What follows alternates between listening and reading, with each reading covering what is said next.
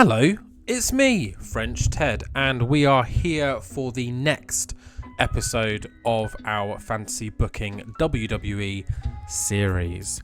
And yeah, we're here at Main Event. I think at the end of the last episode, I was going to just book it, but then I realised it then shows you what's going to happen on Raw next, because it just auto moves to the next event. And I don't want you guys to see that, because spoilers, you know what I mean? But either way, we are here for Main Event. You guys saw what was going to happen, and my experiment kind of worked. So we opened with this like 10-minute video package of just all of these NXT stars. These are the ones I selected. A few people that I'm potentially planning on bringing up soon, plus some other random ones. And it got a 100. So everyone here increased in popularity either by like 0.2 all the way up until I think it was like 0.4. I think Axiom got like 0.5 in some regions. So I think this might be how we use Main Event from now on. I think it might just do like one match for anyone that needs momentum, and then just angle after angle, or just video after video, promoting NXT stars or existing stars on our roster that might need the push. We then had these two matches. So Jordynne Grace defeated Rosemary from TNA in a 47, and then Los Garza, so Angel and Berto, defeated the Creed brothers with a 48%. So yeah, nothing too crazy. That's pretty much it. Let's dive straight into Monday Night Raw. Okay, and we open with a little video package showing Roman Reigns and Paul Heyman arriving at the arena tonight. And the commentators put over the fact that Dominik Mysterio should probably watch his back, because it seems like Reigns is still angry. One, about being eliminated by Dominik Mysterio, and two, Dominik Mysterio bragging so openly about embarrassing Roman Reigns at the Royal Rumble. So yeah, you best believe that these two might cross paths. You know that Roman Reigns will be seeking and Mysterio will be running. But Dominik Mysterio is in tag team action, as we know from last Monday. The Usos will be taking on Finn Balor and Dominik Mysterio of the Judgment Day. But before that though, we've got tag team action, and not just tag team action, WWE Women's Tag Team title action, as the numbers game of Black Tiger Mafia last week enraged both Liv and Raquel, and also Michin got the win over Liv recently, and Raquel couldn't do anything about the draw, shall we say, last week, and it looks like Black Tiger Mafia have earned themselves a tag title match, and that is how we kick off the show. Liv Morgan and Raquel Rodriguez versus Michin and Kalani Jordan of Black Tiger Mafia for the WWE Tag Team Championships. And in a not very good match, 1 star, it was actually Michin who gets the win, and her and Kalani Jordan are our new WWE Women's Tag Team Champions. So the numbers game made all the difference here. Just like last week, Tatiana Dumas attacks Liv at ringside, leaving Raquel completely distracted and exposed, as Kalani hits a strong diving drop kick, tags in Michin, who gets the Eat defeat. 1, 2, 3, new Tag Team Champions. So apparently the level of wrestling ability wasn't there to steal the show, so that probably harmed the overall score. My bad. Liv Morgan can't do a 20-minute match. Interesting. But she raised it elsewhere. Kalani Jordan seems to do quite well. The finish did slightly hurt the match. Obviously, we had Tatiana Dumas get involved. But, you know, they're heels. What are you going to do? But we do have new champions, Michin and Kalani Jordan, and that's done wonders, especially for Michin. Almost a whole point in Africa. And to be fair, almost a whole point everywhere. And Kalani Jordan as well, jumping up. It's a shame that Tatiana isn't getting any rub from any of this. But, oh well. 68 overall, a 55 match quality. And a 62% overall match score. It'd be interesting to see why it got so low. I mean, obviously, the wrestling ability wasn't there. So I wonder who that is. I'm going to say Raquel and maybe one of these two. But let's be honest, Kalani Jordan, I think, is incredible. She's so good. Liv Morgan is really good, although the game might have her a little bit underrated. I think Liv is massively underrated in ring. Raquel is nothing special. We know that. She's just an enforcer type character. And Michin, I think Michin's really good. She's definitely overlooked, but she's not like top class or anything.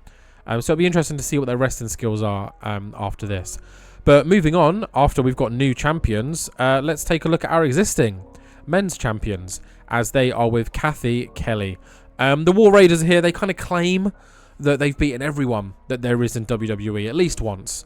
But if it means keeping their belts, they're happy to do it all over again. When suddenly, the Usos, so we'll show you them, but the spoiler, the New Day appear as well. You can see it down here.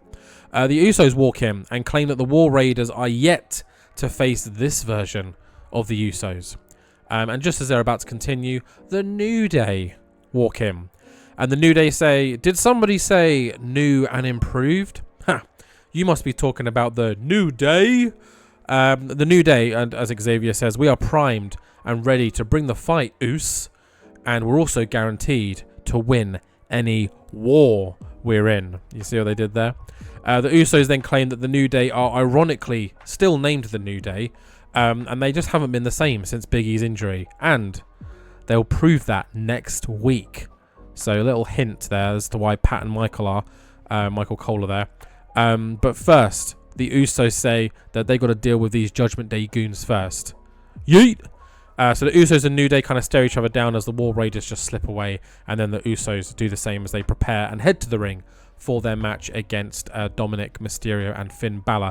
But then we do have the announcers put over the fact that the Usos and the New Day will be facing each other in tag team action next week. Is this a number one contenders match? Maybe, I don't know.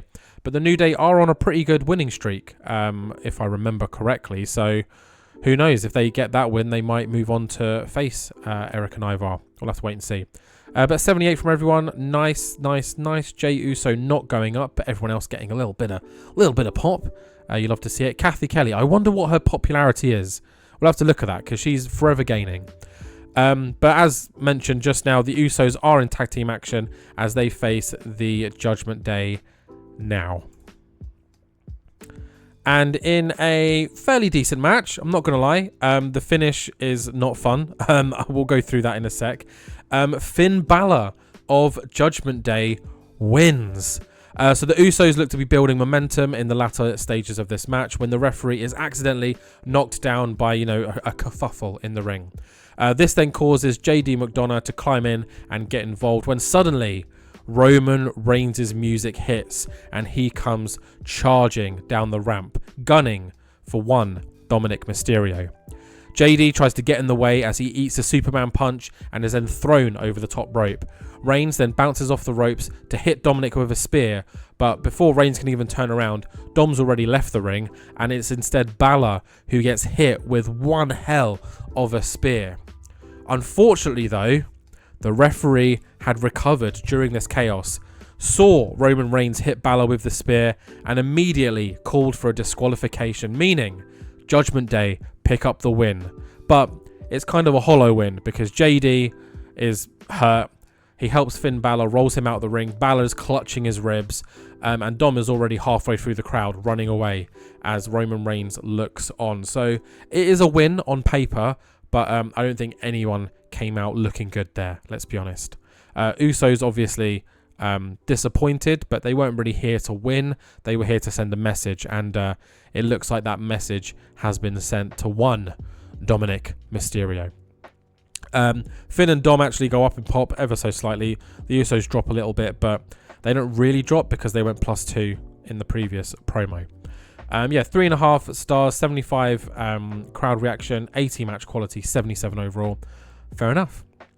We then get a backstage promo from all 4 members of Damage Control as they all continue to stake their claim as to why they should have a women's title match. Asuka claims that she was the longest running undefeated streak in all of women's WWE, and it's about time that she started that up again and made her charge for the women's world title. Kairi says that she's never been given the opportunity to prove herself, and now is the perfect time.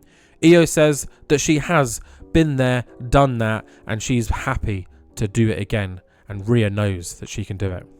And then Dakota Kai says that if this was entirely decided on passion alone, then she'd already be champion, and she can back it up as well. So yeah, all 4 of these women kind of taking it in turns to stake their claim to why they should be facing Rhea Ripley soon. Of course, we know that Alexa Bliss has now chosen Tiffany Stratton, so it is open for someone to face Rhea Ripley at WrestleMania or earlier, who knows. But we will obviously have to wait and see what Adam Pearce ultimately decides. We stay backstage now, where we've got a pre-recorded spooky little promo from Karrion Kross. You'll remember last week Karrion Kross attacked Bronn Breakker when teaming up with him, leaving him semi-unconscious on the outside to lose via countout. So let's see what Kross has to say about that. So Karrion Kross is backstage as he cuts a pretty dark promo all about Bronn Breakker. I've got a script here. You ready for this? Bronn Breakker. You've got it all, don't you? The body carved from stone, the speed of a bullet, strength that could move mountains. You walk into a room and the people believe that you can do it. You bark and they cheer. You wear that title like it was born for your shoulders and your shoulders alone. Karrion Kross then smirks to himself and then looks back up at the camera. But there's something missing. Something that I've seen destroy men a lot stronger than you. Something that I possess in abundance. And you don't even know how much you need it. He then steps forward, leaning further into the camera. You know, this is like almost just his face now. You don't have the mind, Bronn. He then sidesteps as Scarlett leans forward and softly whispers, tick, tock, tick, tock. Karrion then jumps back in and says, you, Bronn, you fight with muscle and muscle alone. I fight with purpose. You run on instinct alone. I calculate. And when the time comes, when the lights are low and the crowd fades away, all your gifts won't save you from what's coming. Because I don't need to overpower you. I will outthink you. And when your mind cracks, your body will follow. He takes a deep breath of relief, like, and smiles, wide-eyed at the camera. Enjoy what you have, Bronn, because when I'm done, all you'll have left is doubt. And then we hear Scarlett cackle in the background as the camera fades to black.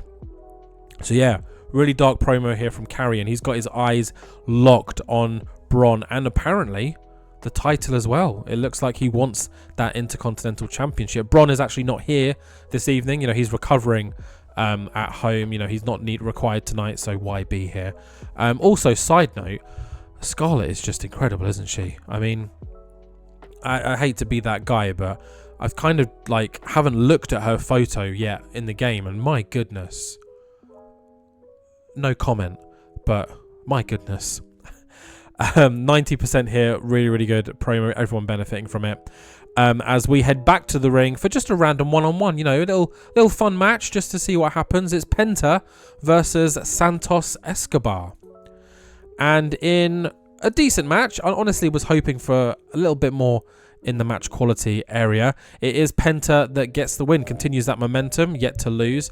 Santos, unfortunately, on the losing side, but hey-ho, someone has to. Yeah, good win here. 74 crowd reactions, 77 match quality, and a 75 overall. Can't complain. Remember, we do have that main event of Sami ZAYN and CM Punk coming up, and I'm hoping that will be one hell of a show stealer. Because I think Raw's numbers have just kind of not been as good as SmackDown, which is quite funny because the initial reaction to the rosters was well, from you guys, was how stacked Raw is in comparison to SmackDown. But when you have that kind of more refined, focused roster, it's so much easier to get a good show out of it. Whereas with Raw, like, I'm struggling to force people in, and I don't want to force people in for the sake of it. Like, I'm not going to have Randy on every week. Like, that Matt Hardy thing was like just a last minute, oh, I haven't used Randy in a while. So yeah, and you'll see that again in a minute, because we've got another random singles match. But before that, we head backstage where Jackie Redmond is with Jade Cargill. And Cargill. Jade is with Jackie as she claims that she is here in WWE for one reason and one reason alone, and it is to claim gold. During this interview, she hints at Lyra's title, but says that she's not going to rush into anything. You know, she's going to bide her time, and when the time is right for her, that is when Jade will strike. So nice, simple interview promo, maybe teasing something between these two, who knows? But Jade clearly has her eyes on championship gold. And is it Lyra? Is it Rhea? I mean, who is it? We'll have to wait and see, I guess. Following on from this, though, we've got one of those random matches I just mentioned. And, not very good, is it? The crowd found 15 straight minutes of chaos a little tiring. Okay, that's my bad. I haven't used the chaos option yet, and I wanted to see what would happen, but clearly that's not the way to do it. Chaos short match. Okay. But in this match, Bronson Reed gets the win over Sheamus, you know, building a little bit of momentum after his loss to Braun Strowman recently. Sheamus, I'm afraid I think Sheamus is just going to be a mid-card jobber for me. I know that sucks. And if I'm being completely honest, if and when his contract comes, I might let him go. Mainly because I'd be interested to see where he goes if he ever leaves. There's actually quite a few people on the roster that I think I might just let go, and then we can kind of track them to see what they're up to. But the crowd seemed to enjoy it. 76. The match quality wasn't the best, and a 72 overall. Nice. Speaking of something that I mentioned like 5 minutes ago, we speak to Adam Pearce. Adam Pearce is here. He's called Damage Control to his office and says that since Alexa Bliss has chosen Tiffany Stratton for Mania, Rhea Ripley needs an opponent. And you can see all 4 members of Damage Control are getting a little bit excited by this. They're like, oh, what's he going to say? And Pearce says, you know, you've been pushing for a title opportunity and you know what you want. And if I'm being completely honest, it's hard to pick just one of you. You've all earned some kind of opportunity, but I'm not just going to gift it to anyone. Only one of you can face Rhea Ripley. That's why at Elimination Chamber, we will have a fatal 4-way between all 4 of you, and the one winner will go to WrestleMania. And then Damage Control are a bit like, oh shit, like they're kind of happy that they got the opportunity, but now they're like, we now have to face each other. Pearce just ends it with, you all want the same prize? Prove to me who deserves it the most. As he kind of steps out of view and the camera pans across to all 4 members of Damage Control, all excited, confused, and kind of staring each other down cautiously. So that match is official for Elimination Chamber. It will be Asuka versus Io Sky versus Dakota Kai versus Kairi Sane. One of these 4 women will go to WrestleMania to face Rhea Ripley. I'm excited, and I hope you guys are too. Everyone getting a little rub here except from Rhea and Asuka because their pop is a little bit higher than the rest of them. But yeah, let's move on from this incredible announcement and head straight into our main event, Sami Zayn versus CM Punk. A bit of beef has been brewing between these two since Royal Rumble, and it kind of continued last week on Raw. So let's hope they can kind of get it all out of their systems and we can have one hell of a main event. And only 4-star. I was hoping for that half or something to come through. But yeah, in a pretty incredible main event, 91, it's actually Sami Zayn who comes out with the win and, you know, beat CM Punk again. Drew McIntyre is ringside. He doesn't get involved in the match at all. He's just there to just witness the chaos, I guess. You know, he quite enjoys seeing CM Punk get beaten down, and you know, Sami's a fun little guy to watch. But yeah, aiming to steal the show. They knocked it out of the park. Sami Zayn and CM Punk, you know, ticking all the boxes here. Only a slight increase, which is interesting. You would have thought that because the match did so well, it would have helped with their popularity a bit more. But a 97 crowd reaction. They ate this up. They loved it. 28 minutes, by the way, as well. Just thought I'd throw that out there. Nearly half an hour of these two. And 84 match quality. So almost 4.5 star, but 4 stars will do. And a 91 overall. But that is not how we end the show, because post-match, Sami Zayn is, of course, victorious. And Adam Pearce appears on the ramp with one final huge announcement. Because why not? Wow!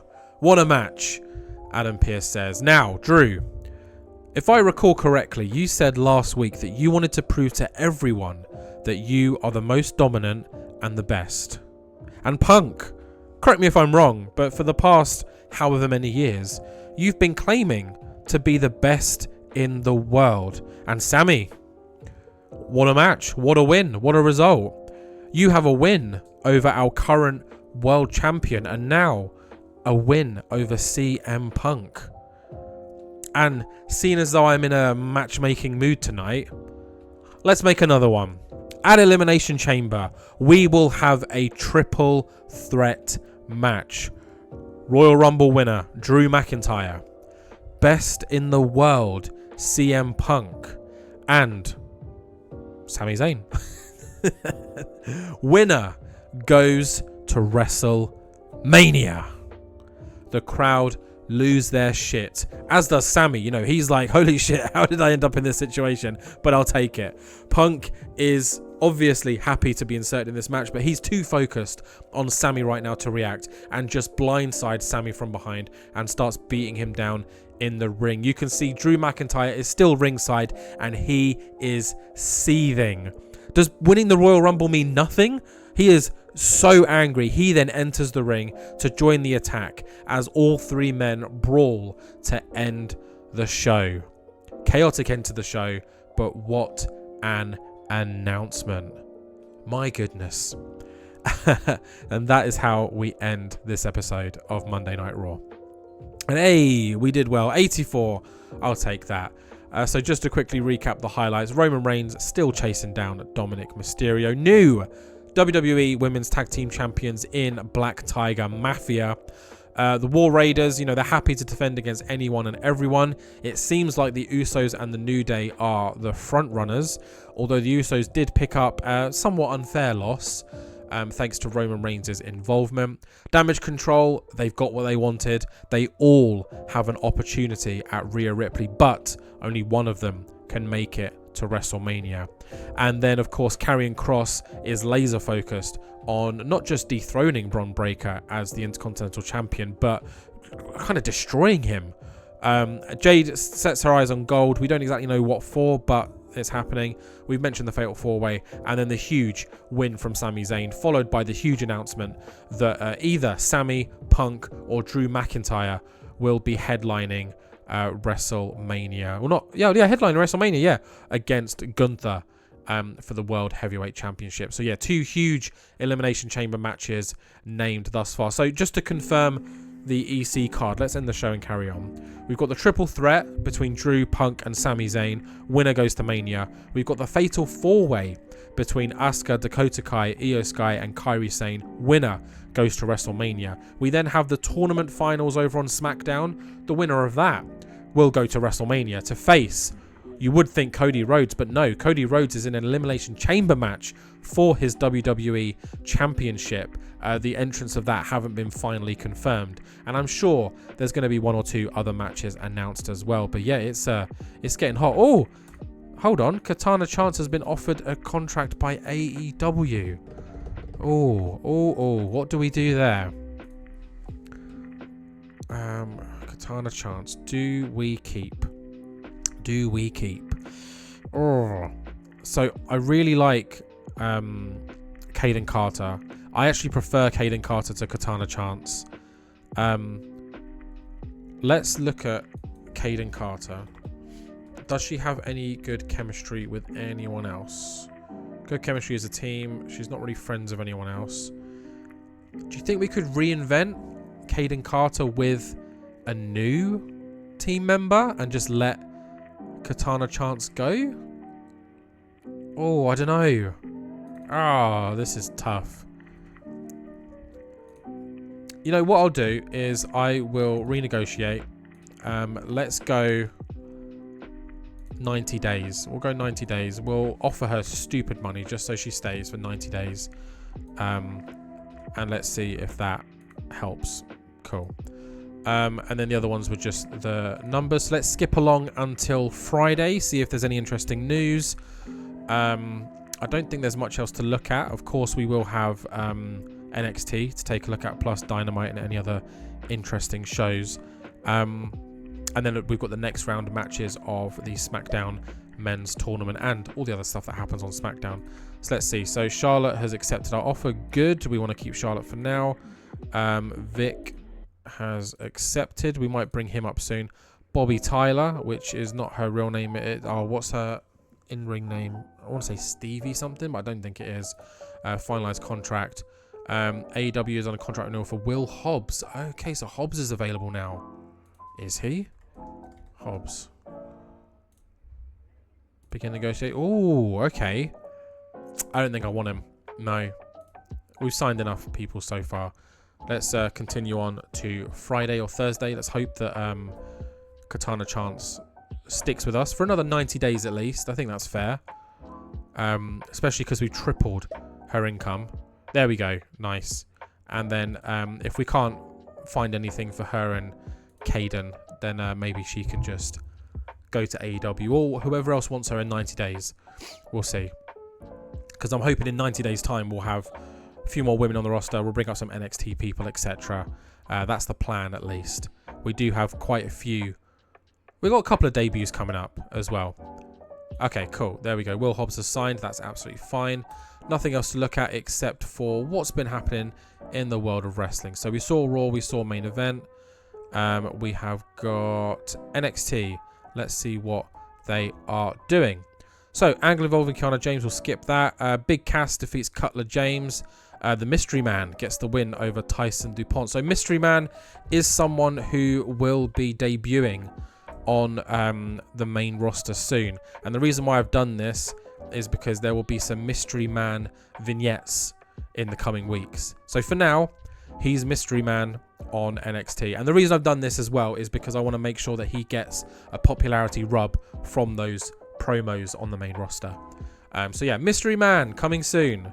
Hold on, who do you think Mystery Man is? Put it in the comments.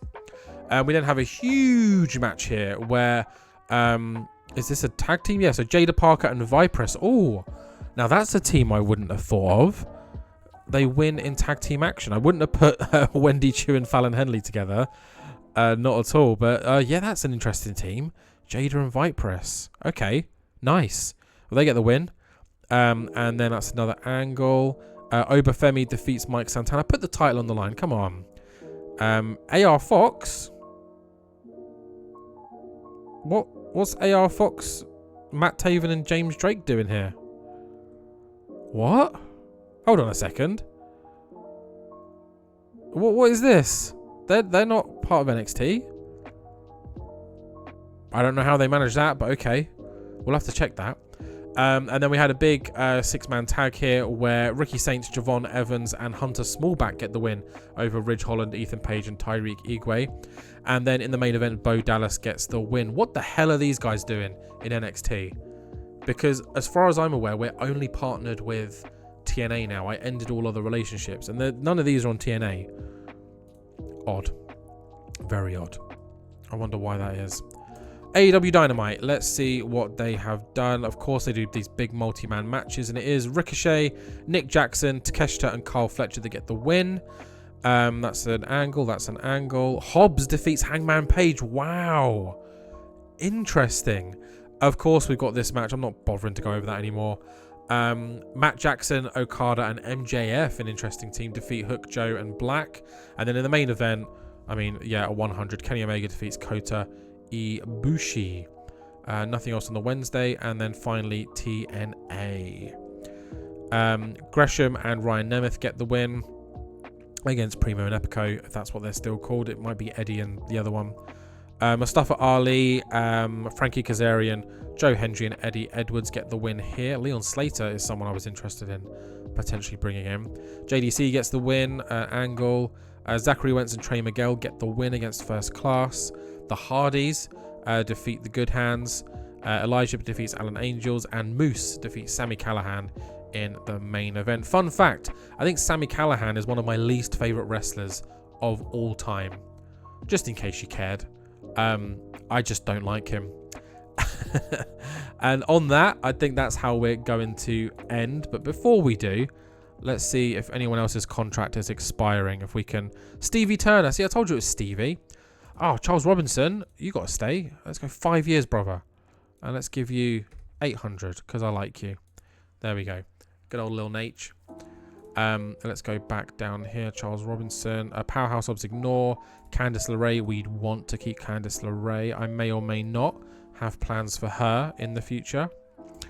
Let's do that. Although I think Candice LeRae would kill it in AEW. I don't know. Chikara Jackson. Shinsuke. Oh, I was going to let Shinsuke go, wasn't I? Should I still do it? Let him go back to New Japan, maybe? I'm going to hold off on the Shinsuke.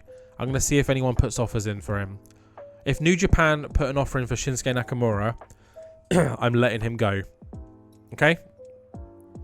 Because I think he would thrive, and I don't think he's in any of my immediate plans. Oh, but I did have... So what I've done, I will end this episode, I promise. I've got everything booked until Mania. But then I've got like, oh, Money in the Bank, so-and-so could win. Oh, King of the Ring. Oh, you know, Survivor Series, end of year stuff, you know. I've got plans and people who I might want to just start pushing. Shinsuke's in one of those plans as a maybe for something special. But again, I think he's replaceable. That's another one. Who's the one, who's the mystery man? 2, what shall we do with Shinsuke? I'm in the boat right now of if New Japan come in, he's gone. If they don't, we'll keep him on for now. Yeah. Okay, that's it. Let's stop now. I'm sorry for wasting more time post-show. But next episode, we will have SmackDown, where the WWE Championship #1 Contender Tournament continues, as well as a bunch of other stuff. Thank you very much for watching. Please like, comment, subscribe. Do whatever you want to. And yeah, I will see each and every one of you in the next one.